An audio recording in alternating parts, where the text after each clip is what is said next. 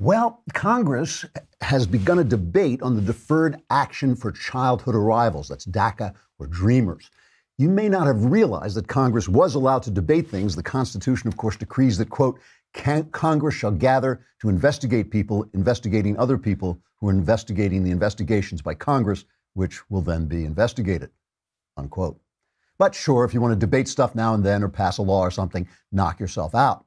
So Congress will discuss what we're going to do with all these people who entered the country illegally. Here's a rundown of the arguments on both sides. The Republicans feel that the nation's borders need to be secure. Borders define a nation, and without them, the nation essentially vanishes. The Democrats feel that Americans who are already here have come to know the Democrats too well and therefore will no longer vote for them. So they need to bring in some ignorant strangers fast or they'll lose their offices and limousines. So shut up, you're a racist. The Republicans say that the American people are generous in allowing newcomers, but that generosity has been abused by illegals, and it's time to enforce the rule of law on which free nations depend. The Democrats make a high-pitched scream noise until no one can think and everyone has a headache. Then they point at a sad-looking Mexican child and say, shut up, you're a racist. The Republicans feel that there should be restrictions on immigrants being able to bring family members from their country to ours. Democrats say that ours rhymes with flowers, flowers are put on graves, graves rhymes with slaves, so Republicans hate black people and shut up, you're a racist. One pro-immigrant congressman put it this way. People who enter the United States without our permission are illegal aliens, and illegal aliens should not be treated the same as people who entered the U.S. legally. Anti-immigrant congressman put it this way. President's decision to end DACA was heartless and it was brainless.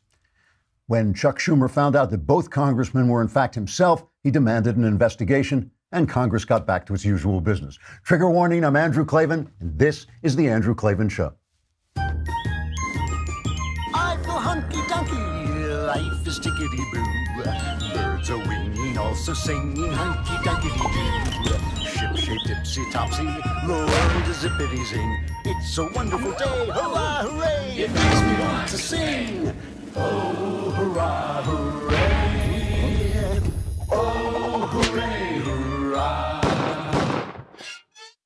All right, happy Valentine's Day. It's also Mailbag Day, so we'll be solving. Oh, you're right. I just heard from Lindsay. You know, she's about to give birth, so soon we'll have a lot of screaming. Won't just be her screaming. And it's also Lent, which is the beginning of when Christians start to imitate Christ's penance and his fasting in the desert. And you want to begin that penance by watching Michael Knowles at The Conversation, which is today at 5 p.m. Eastern, 2 p.m. Pacific. You will be so sorry. Your sins will definitely be forgiven. It'll stream live on the Daily Wire Facebook page and the Daily Wire YouTube channel and will be free for everyone to watch. But only subscribers get to ask the questions, just like the mailbag. If you want to ask questions as a subscriber, log into the website, dailywire.com. Watch the live stream and head over to the Conversation page. After that, just start typing into the Daily Wire chat box, and Knowles will answer all live questions as they come in for an entire hour or until he just doesn't know the answer, which should come after about 5 minutes. Once again, subscribe to get your questions answered by the sad and dateless Michael Knowles, who'll be sitting there on Valentine's Day, sitting around with you people. That's how sad he is. At 5 p.m. Eastern, 2 p.m. Pacific, you can join the conversation. You know what is interesting to me about this DACA debate there? Congress is actually debating this. And Trump has been incredibly reasonable about this. Now, whether he's doing that as a political gambit, who can say everything that politicians do is a political gambit, but he has made a really good offer. I mean, here he is. He was elected, build the wall, throw the Mexicans out. Mexicans are rapists. This is terrible. We don't want any more Mexicans. He said all that. That's his base. A lot of people feel like that. Ann Coulter has been screaming at him about the wall since he got elected. She sends out a tweet every day saying, number of miles on the wall built 0, and she does like every day. He's offering to not only let the Dreamers stay, but have a path to citizenship and to give a path to citizenship for over a million others. I think it's close to 2 million others. So he's actually being very generous. And what he's saying is, yeah, but But you've got to secure the wall so this doesn't, you've got to secure the border so this doesn't happen again. Give me some money for my wall. Give me some money for security. Let's stop the chain migration. It really is a very, very reasonable offer. And they just keep coming back because nobody really wants to do this. Everybody's afraid of doing it. So they keep coming back. Well, let's just do the Dreamers now. A clean Dreamer bill, they call it. It's not a clean bill because it just creates the situation in which the same problem is going to happen again. And I think that's the thing, that the people do not want this. The people simply do not want it. They want to see immigration curtailed. Of course they do. Of course they do. It only makes sense. And my thing is, what's the argument against this? What is I can never figure this out. What is the argument against securing the border? 80% of the people say borders should be secure. And of course, you can say, well, that is the policy, but we haven't done it. And all these people saying we want sanctuary cities, what is the argument? And I just feel, to me, it's a rule of law thing. Immigration has never been one of my big issues. I'm much more concerned with regulation. That's why I've been so happy with Trump, because of the rolling back of regulation. But I do not understand why it's not simply a rule of law issue. We are a nation of laws, not of men. It doesn't matter if Chuck Schumer cries. It doesn't matter if his chin wobbles and his eyes fill. That's not the point. The point is these are the same guys. They pass the laws. Obey the law. And Chuck Schumer is not the only person who speaks with forked tongue on this. We have a clip of Dianne Feinstein from 1993. This is clip number 7. Listen to this. This is a country that's based on immigration, and we all know that. And yet, at times, you become so overtaxed, you have to concentrate on saying the people who should be here are those who come legally at this time. And we've got to, for the time being, enforce our borders. And now here she is in the present day. If Congress doesn't act now and pass a law, President Trump's decision to terminate this program will have devastating consequences for the nearly 800,000 families across the United States, particularly those in California. This decision to end DACA without first ensuring that young people have legal protection is why we are demanding a vote on the DREAM Act as soon as possible. Now this, the two-facedness, they have to do this. They have to talk tough on immigration because of the people, because the people are ready to cut legal immigration. They have a sense that too many people have come in now and we need time to assimilate them, which is, the people are almost always right about this because it's the people, these people go and live where the people live. They don't go and live where Dianne Feinstein lives. She's not harboring in her house, in her however many houses she has. She is not harboring illegal immigrants, and neither is Chuck Schumer, and neither is Don Lemon or Anderson Cooper. And so their chins can tremble over the sad-eyed Mexicans all they want, and their eyes can fill and all that stuff, but they're not doing this. The people are the ones who are suffering from it and who understand the suffering of their neighbors and people in Texas and in Arizona and New Mexico. They know what's going on, so they have to talk tough. But this is, tomorrow we're gonna have Douglas Murray on, who's written this excellent book called The Strange Death of Europe, about how immigration in part, it's got a subtitle like Immigration, Identity, and Islam, and immigration in part is one of the reasons Europe is dying, if not already dead. And all through the time they were bringing in these huge numbers of immigrants, the people were saying no. And the politicians were making speeches saying, we won't. And then they did. And that's exactly what's been happening here. And you start to wonder, when immigration comes in and starts to change the nature of neighborhoods, when they bring in Somalis and they put them in the middle of Michigan or something like this. So, a town, you start to wonder, do these people hate us? Do they hate what we are? Do they hate themselves? Do they hate everything that the West, the West has given them everything, every single thing, everywhere, anywhere on earth where a man walks free, it's because of America.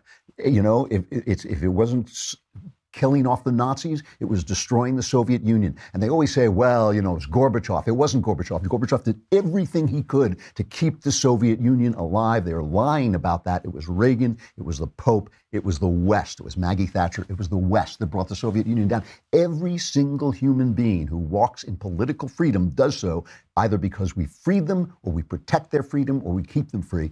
Why do they just hate, over on the Federalist, Really good site. I like the Federalist. The editor, Ben Dominic, wrote a piece called "Dear America, Your News Media Absolutely Hates You." And he's referencing back to the way during the Olympics they touted North Korea. Let me just read just a little piece of this. The American media, and the media and the left are the same thing. There's no space between the media and the left at all. The American media, time and again, illustrates its utter hatred for the nation and its people in those newspapers and on television. Having judged the American project kaput after the election of Donald Trump, they are now stooping to the level of defending the North Koreans, perhaps the most brutal and heinous regime in the world today, if it's not Iran, which Obama also helped. Thanks to some side eye from its minister of propaganda, the sister of Kim Jong-un, that the headlines, if the headlines are to be believed, North Korea heading for diplomacy gold medal at Olympics. That's from the Reuters. That's the story of the moment that American media want to tell about this moment. I wish this was an exaggeration, he says. Witness this story from CNN today with its dripping credulousness in attacking Mike Pence, with a story sourced entirely to a diplomatic source close to the North Korean regime who says Pence, quote, degraded the image of the United States as a superpower by meeting with North Korean defectors along with Otto Warmbier's father and by speaking strongly against North Korea on multiple occasions. You know, I'm going to play just a clip of that in just a minute, but first we have to talk about Upside.com. You know, I have fond memories. Not all my memories of working in Hollywood are fond, but the ones that are fond was when I was living in London and in New York, and they would fly me out, and they would always take such great care of me. I mean, I remember my wife, the first time I went to Hollywood, I remember her taking a picture of me getting in the limo because we were broke. You know, we'd been broke up until that moment. Suddenly they were throwing money at me and putting me in limos and flying me first class. And when you fly like that, there's always somebody on the other end of the line who can help you out. Where am I supposed to be? Is there going to be a car waiting for me? Is there a change in the schedule? If you don't have that, if you're not working for a big corporation or for Hollywood that'll help you, can go to Upside.com. Upside.com provides all those services to small businesses. So Upside becomes your mission control while you're traveling. It looks out for you every step of the way. It handles any problem that might pop up, and they've got a team of specialists working 24/7 to make sure your flight, hotel, and car rental all go off without a hitch. They monitor your trip around the clock, proactively keep you posted on everything from if it's going to rain to alternate return flights home in case you want to squeeze in one more meeting before you leave town. It really does make a tremendous difference to have that kind of care as you're going forward. For easy booking, competitive prices, and a team that always has your back, go to upside.com/Andrew to book your next business trip. Let them know we sent you, because then they will continue to sponsor the show and I can continue to talk to you. Sign up today for your free account and get a free pair of Bose headphones on your first business trips. That's what I use when I write. I use Bose headphones to keep out the noise. That's upside.com/Andrew. A $600 minimum purchase is required within 90 days to get this deal. See site for complete details. Let's play this piece of CNN. This is CNN covering the Olympics. I know we covered this with Knowles on Monday, but it's just to remind you for a minute, the way they played this, Pence and the sister of Kim Jong-un were sitting in the same booth, and they're going to mention the fact that Pence had her moved. She was going to sit right behind him. And they probably didn't want her to put one of those poisoned handkerchiefs with which they killed her brother. They didn't want him to put one of those poisoned handkerchiefs, so he had her moved. But just listen to the way CNN covered this. Vice President Pence sitting just feet away from Kim Jong-un's sister for the Olympic opening ceremonies. No handshake, no talk, in a diplomatic deep freeze. CNN's Will Ripley joins me now live from Pyeongchang, South Korea. Will, no interactions whatsoever. What might this mean?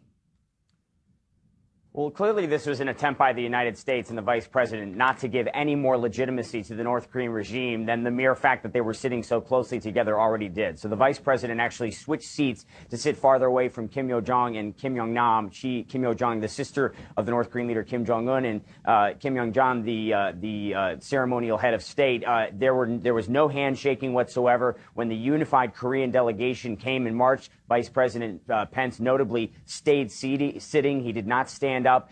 He did not cheer. And again, this is certainly a propaganda win, nonetheless, for North Korea to have these images showing two top-level officials sitting with South Korea's President Moon Jae-in and the vice president just a short distance away. So to whom was this a PR victory? I mean, to me, when you're insulting Pence for bringing the victims of the North Korean regime to the place. Maybe that's a PR victory. Why isn't that a... By the way, her real title is she's the Minister of Propaganda and Agitation. So that's what they do in these tyrannical countries. But Pence has just been a huge target. Obviously, he was the administration's face at the Olympics, but they went after him like crazy. And there's this one figure skater, Adam Rippon, is that how he pronounced his name? Excellent figure skater, and he's gay, which, like, big surprise. You know, the old joke about what's the hardest thing about figure skating? The hardest thing about figure skating is telling your father you're gay. So he comes out and he's been nothing but hammer Pence. And it's all, you know, oh, Pence, you know, wants to convert gay people and I'm not talking to Pence and I'm not going to the White House and I won't shake his hand. And suddenly, because, you know, as Instapundit says, go woke, go broke. You know, suddenly probably he's getting some feedback that maybe this isn't going so well. Suddenly he turns up and I don't want to talk about Mike Pence. This isn't about Mike Pence. Here he is. I have no problem talking about, you know, what I've said because I stand by it. But I think right now the Olympics are about Olympic competition and the athletes involved. I don't want to distract from their Olympic experience, and I don't want my Olympic experience to be about Mike Pence. You know, I want it to be about my amazing skating and being America's sweetheart. Yeah, well, too late, Dreamboat. You know, it's like it's like they start it, but they can't finish it. But the thing with Pence, and I really like Mike Pence. I was in his office when I was in Washington. He wasn't there, but I got a tour of his ceremonial office. It was really cool because he has this desk that was gotten by Teddy Roosevelt, this huge desk. And there's a tradition where it went finally to the vice presidents, but everybody who uses it signs the drawer. So you open up the drawer and like Eisenhower signed it and, you know, all the vice presidents. Very, very cool. And I told the guy who works with Pence, he's kind of Pence's aide, I said, I'm a big fan of Pence. And he was very moved by that. You could see he really loved his boss. And I always shorten his name to Mensch. You know, it's just because I think he's a good guy. But when you see the kind of attacks, they're always the same. They're always the religion. I mean, I saw this clip from The View where these harpies went after him for his religion. This is cut number 3. Just play this. Jesus tells Mike Pence things to say. When was she around Mike Pence, though? Well, obviously she was around him because she knows more, a lot more than I think that we all know about Mike Pence. But what I do know about Mike Pence is I went to law school in Indiana. He is a hated figure there, actually. He's not very popular at all. And I think when you have a Mike Pence that now sort of puts this religious veneer on things and calls people values voters, I think we're in a dangerous situation. Look, I'm Catholic, I'm a faithful person, but I don't know that I want my vice president, you know, speaking in tongues and having Jesus speak like to I him. said before, I don't know if I want that. It's one thing to talk to Jesus. It's another thing when Jesus talks to you. Exactly. Okay, well, that's different. That's different. That's called mental illness, if I'm not correct. But I think hearing voices. You know, I told this story a long time ago, once before, but I was a judge on a journalism contest once, and I was on the phone with the other judges, and obviously was the only, this is during the Bush administration, the W. Bush administration, and obviously was the only conservative on the line. And one of them started going off on George W. Bush, saying he prayed before he went to war in Iraq or in Afghanistan. So what's the difference between him and, you know, the terrorists? Because they both pray. I mean, this is the way these guys think. And we saw this at the Democratic National Convention when they were booing God. We saw it again at the State of the Union when they sat on their hands when Trump paid tribute to God. They hate this place. They hate the way people are here. They hate the people. They hate the God. They hate the country. You know, yesterday, a lot of the intelligence officers sat in a panel before the Senate. And the big news is, because they can't leave off this Rob Porter story, the big news was Christopher Wray, the head of the FBI, said no, they did too vet, you know, Rob Porter. And when the White House says they didn't vet him fully, that wasn't so, blah, blah, blah, blah, blah. Okay. So that was the big story there. And this other thing that he's talked about the fact that the Russians are probably going to come after us in the midterm elections as well. So we have to be worried about that. I'm not really that worried. You know, when they actually went in and got the DNC's emails, that was disturbing. Of course, it was Podesta's fault. He was phished. He gave them his password. But okay, that's not something I want to see. But when they send out misinformation, they've been doing that forever. We do it to them. It's kind of par for the course. A free society should be able to counter that by publishing the right information, by pointing out that this is a website by the Russians. That just doesn't bother me all that much. But the thing that struck me was this exchange. One senator asked Christopher Wray, right? He's the guy who replaced James Comey, about the reputation of the FBI after all these scandals and all this news about how they may have scuttled the Hillary Clinton investigation, how they may have spied on the Trump campaign. And Trump had sent out this tweet that said, after years of Comey with the phony and dishonest Clinton investigation and more running the FBI, its reputation is in tatters, worst in history. And they asked Wray about this, and he said, no, everything is great. I go to, every division I go to has patriots, people who could do anything else with their careers but have chosen to work for the FBI because they believe in serving others. And the feedback I get from our state and local law enforcement partners, from our foreign partners, from the folks we work with in the private sector and the community, office after office after office has been very, very gratifying and reassuring to me. And I'm a big believer in the idea that the FBI speaks through its work, through its cases, through the victims it protects. And I encourage our folks not to get too hung up on what I consider to be the noise on TV and in social media. See, the problem with that is, I mean, he's absolutely right. I keep saying this over and over again. The rank and file of the FBI are fine, and I have heard that many of them are very humiliated by the way the upper level of the FBI has been working. Those are the only people that we've been picking on. They're the ones who made the decision. They're the ones who politicized the Bureau. But some of that noise that he's ignoring is the noise of the people. Some of that noise is us that he doesn't want them to pay attention to. Martin Savage, who does these focus groups on CNN, the only time you ever hear anything true on CNN is when they interview ordinary people. And he had this focus group about the investigation, the Russia investigation, and listen to what the people say, because they get it exactly right, as almost always. These voters trust Trump, but they do not trust the Russia investigation. They consider the whole thing a political witch hunt from the get-go. To be honest, it's a disgrace. They don't believe in the investigation because they don't believe the investigators. Do you have faith in the FBI? Hell no. No? No, absolutely not. You think that the FBI has a political bias in this case? I believe yes. Yeah. Okay, I want to preface by saying it's not the FBI, it's the leadership of the FBI. Agreed. That has politicized this. And in this situation, the people that are at the top of the food chain have decided that they don't like the game. They're going to change it. They're going to play by their rules. So these guys are saying the same thing about the leadership, and I'm going to show you which one of them is right. But first, I'm going to talk about my teeth, because I know you're sitting there, you want to pay attention to what I'm saying, but you're just too dazzled by the whiteness of my teeth. And the truth is, this is absolutely true. I was having this problem with my teeth. They kept going gray really quickly, and I don't know if this was the fact that I drink coffee, and I don't smoke that many cigars. Every now and again, Knowles is trying to kill me, so he gives me a cigar, but I don't smoke that many cigars. But they just kept going gray, and I stopped smiling in photographs and everything like that. And I went to the dentist, and I asked the lady who cleans my teeth, what do I do? And she said, you got to get an electric toothbrush, and it has changed everything. But the problem with normal electric toothbrushes is that they are the size of a bazooka. You cannot travel with them. They're huge. You got to keep plugging them in.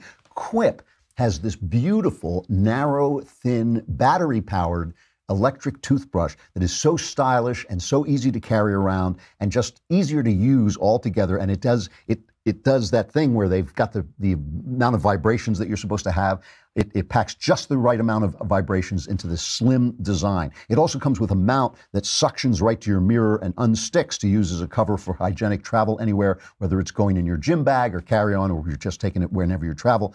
Quip's subscription plan, and this is very important too, they told me about this at the dentist too, it refreshes your brush on a schedule, delivering a new brush heads every 3 months for just $5. And that's what dentists recommend, not the $5 part, but they recommend that every 3 months you change the brush heads on this. I got to say, it has really made a difference for me, and this includes free shipping worldwide. Quip starts at just $25, which is a good deal. And if you go to getquip.com, that's the website, it's Quip, GetQuip.com, and then /Klavan. Right now, you'll get your first refill pack free with a Quip electric toothbrush. And I know you're busy brushing your teeth, but you say, how do you spell Klavan? But it's Klavan. That's how you spell Klavan. You can get your first refill pack free at GetQuip.com /Klavan. GetQuip.com /Klavan. These are good machines. Let them know we sent you so they will keep coming on. Now, let me just finish this, and then we'll get to the mailbag. Great mailbag today. Terrific questions today.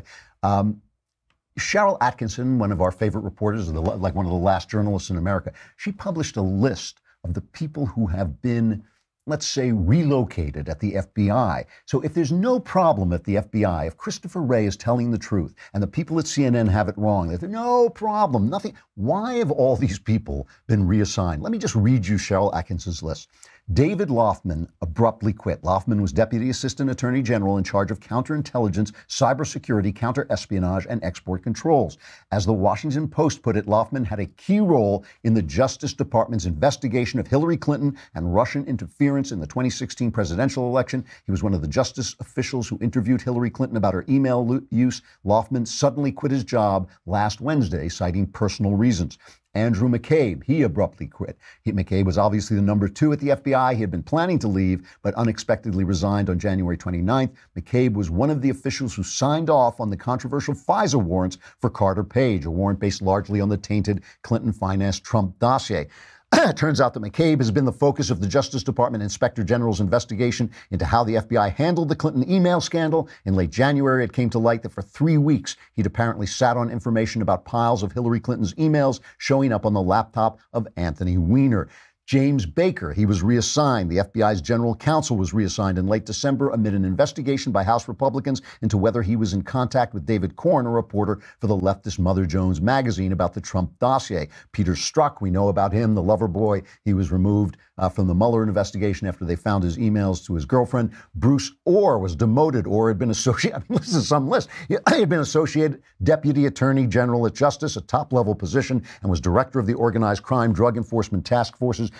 In early December, after a House investigation turned up evidence that Orr had met with Trump dossier author Christopher Steele and later with the founder of Fusion GPS, who hired Steele, Orr failed to disclose this meetings and he was demoted. It also turned out that Orr's wife had worked for Fusion GPS and was funneling information back to the FBI. James Rybicki, he resigned. Rybicki had been the chief of staff to FBI Director James Comey. He resigned in late January to accept an opportunity in the corporate sector, but simultaneously, Republican lawmakers had been looking into Rybicki's role in the FBI's handling of the Clinton email scandal. That is a lot of high-level people gone over this stuff. And so you can say, I understand that Christopher Wray has to keep the rank and file, has to keep their spirits up, but this has really been a devastating scandal for the FBI, and only the fact that the press isn't covering it is keeping more people from being outraged and realizing the tin pot third world way that Barack Obama ran the government. These guys, I gotta say, they hate the people. They do. And I think Obama really disliked this country. He really did. He wanted